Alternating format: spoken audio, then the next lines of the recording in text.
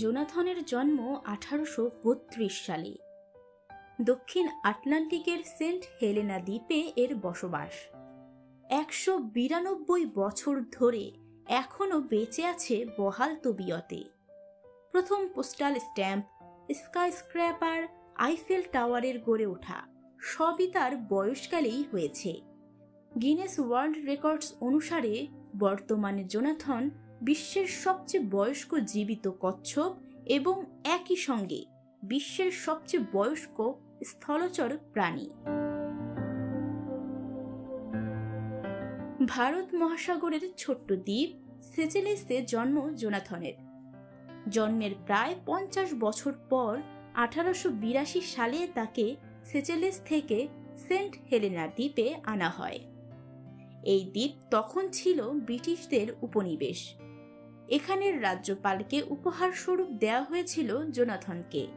তখন থেকেই এখানে আছে প্রাচীনতম এই প্রাণীটি। জোনাথন একটি গ্যালাপাগোস জায়ান্ট টর্টয়েস প্রজাতির কচ্ছপ। এর ওজন প্রায় 182 কেজি আর খোলস 6.8 সেন্টিমিটার পুরু, যা স্পেকল্ড কেপ কচ্ছপের মতোই।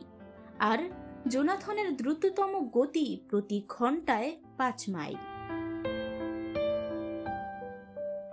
বার্ধক্যের কারণে জোনাথন এখন আর চোখে দেখতে পায় না, গন্ধের অনুভূতিও আর নেই। তবে এখনো এর শ্রবণ শক্তি চমৎকার। দীর্ঘদিনের পশু চিকিৎসক জো হলিন্সের ডাকে সাড়া দেয় এটি। জোনাথনের ক্ষুধা এখনো প্রখর। স্বাভাবিক খাবারই খেতে পারে সে। জোনাথনের প্রিয় খাবারের মধ্যে রয়েছে বাঁধাকপি, শসা, গাজর, আপেল এবং অন্যান্য মৌসুমী ফল। জো হলিন্সের পরামর্শেই তাকে এসব খাবার দেয়া হয়। আবহাওয়া ভালো থাকলে জোনাথন রোদ পোহায়। রোদেলা দিনে লম্বা ঘাড় এবং সবগুলো পা খোলস থেকে সম্পূর্ণভাবে বের করে আয়েশ করে এটি। তবে ঠান্ডা আবহাওয়ায় সারাদিন পাতা বা ঘাসের ভেতর ডুবে থাকতেই পছন্দ করে এই প্রবীণ কচ্ছপ। যুদ্ধ, দুর্ভিক্ষ, মহামারী, রাজারানী এমনকি অনেক জাতিরও উত্থান পতন হয়েছে, কিন্তু কচ্ছপটি এখনো বেঁচে আছে।